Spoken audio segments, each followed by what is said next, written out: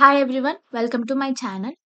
ఈ వీడియోలో మనం lead code problem 20 valid parenthesis ఎలా చేయాలో నేర్చుకుందాం.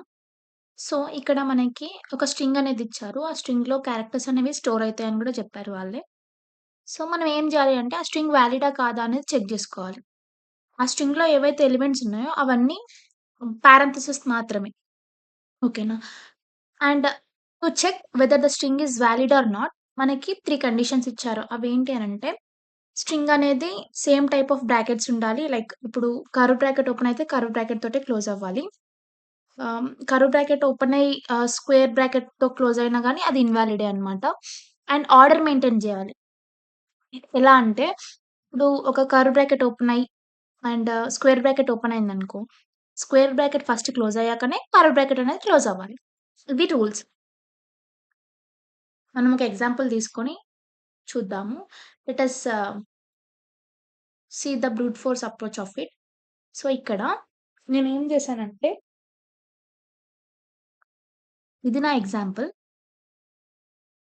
సో, ఇక్కడ నేనేం చేశాననంటే సీ నా అప్రోచ్ ఏంటనంటే ఎప్పుడైతే మనము ఓపెన్ బ్రాకెట్ జూస్తామో మనకు ఆల్రెడీ తెలుసు దాని ఔట్‌పుట్ ఏం రావాలి మనకి క్లోజ్ బ్రాకెట్ అనేది రావాలి. అది రూల్. సో, ఎప్పుడైతే మనకి ఓపెన్ బ్రాకెట్ ఒస్తదో మనం ఒక స్టాక్ తీసుకొని ఆ స్టాక్‌లోకి దాని క్లోజ్ బ్రాకెట్ అనేది స్టాక్‌లోకి పుష్ చేయాలి. ఇది అప్రోచ్. అండ్ ఎప్పుడైతే మనకి ఆహ్, క్లోజ్ బ్రాకెట్ కనిపిస్తదో, ఈ స్టాక్ డాట్ పాప్ ఉంటది కదా! ఈ వాల్యూ అండ్ ఈ సి వాల్యూ అనేది ఈక్వల్ అయితేనే అది ట్రూ అన్నమాట. లేదంటే అది ఫాల్స్. సీ ఈ ఎగ్జాంపుల్‌కి, ఈ ఎగ్జాంపుల్‌కి మనము చూద్దాం. సీ ఈ ఎగ్జాంపుల్‌కి మనం ఏం చెక్ చేసుకుందాం? Whether it is valid or not అనేది చెక్ చేసుకుందాం. సీ ఇప్పుడు స్క్వేర్ బ్రాకెట్ అనేది ఓపెన్ అయింది. మనం ఏం జేయాలి మన అప్రోచ్ ప్రకారం?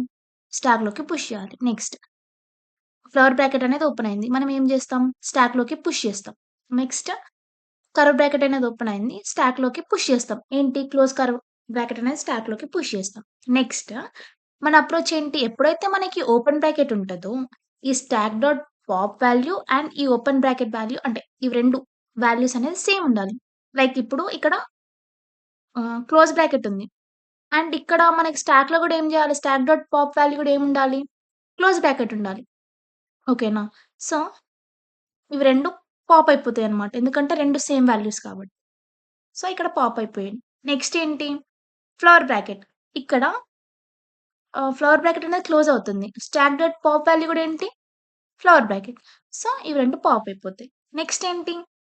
Square bracket. ఇక్కడ square bracket and stack dot pop value గూడా స్క్వేర్ బ్రాకెట్. అంటే ఇవి 2 పాప్ అయినాయి. అప్పుడేమైతది స్టాక్ అనేది ఎంప్టీ ఉంటది. ఏదైతే ఎంప్టీ ఉందో ఆ వాల్యూ అనేది మనం రిటర్న్ జేస్తాం. ఓకేనా? సో, ఇక్కడ మనం డ్రై కోడ్ రన్ జేసి చూద్దాం. ఫస్ట్ నేనొక ఎంప్టీ స్టాక్ తీసుకున్నా. అండ్ స్ట్రింగ్‌లో ఉన్న వాల్యూస్ అనేది క్యారెక్టర్ అరేగా మార్చుకున్నా. నెక్స్ట్ ఎప్పుడైతే స్క్వేర్ బ్రాకెట్ ఓపెన్ అయిందో, నేను దాని అపోజిట్ అంటే క్లోజ్ స్క్వేర్ బ్రాకెట్ అనేది స్టాక్‌లోకి పుష్ చేశా. నెక్స్ట్ ఎప్పుడైతే ఫ్లవర్ బ్రాకెట్ ఓపెన్ అయిందో, దాని క్లోజ్ కర్వ్ బ్రాకెట్ అనేది ఆర్ క్లోజ్ ఫ్లవర్ బ్రాకెట్ అనేది స్టాక్‌లోకి పుష్ చేశా. సో, అట్లా పుష్ చేశాక నెక్స్ట్ ఎల్స్ ఇఫ్ కండిషన్‌లు ఏంటి అనంటే, స్టాక్ ఈస్ నాట్ ఎంప్టీ. ఇంకొకటి ఏంటి? నాట్ ఎంప్టీ కాదు. Sorry. If stack is empty or, or అంటే ఇదైనా కావచ్చు ఆర్ ఇదైనా కావచ్చు. స్టాక్ డాట్ పాప్ వాల్యూ అనేది సి కాకపోతే ఫాల్స్ అన్నమాట. ఓకేనా?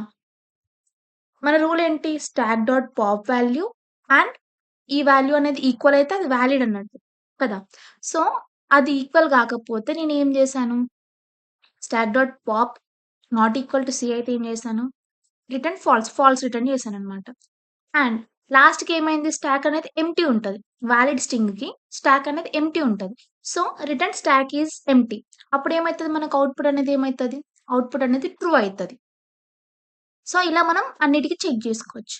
నేనిక్కడ ఇఫ్ కండిషన్ ఎందుకు తీసుకున్నానంటే, ఇఫ్ ఈ వాల్యూ ఇఫ్ అయింది అంటే ఈ వాల్యూ ఓకే అయిందనుకో, సో, ఇది యాడ్ అయితది. ఆర్ లేకపోతే ఇది చెక్ జేసుకుంటది. ఇది ఓకే అయితే ఈ వాల్యూ అనేది స్టాక్‌కి పుష్ చేస్తది. ఇన్ కేస్ ఒకవేళ ఇవి 3 ఉన్నాయనుకో, 3 వాల్యూస్ స్టాక్‌లోకి పుష్ అయితాయన్నమాట. సో, అందుకని ఇఫ్ కండిషన్ తీసుకొని ఎల్స్ ఇఫ్‌లో ఈ కండిషన్ చెక్ జేసుకున్నాం. ఇప్పుడు రన్ జేసి చూద్దాం మనం.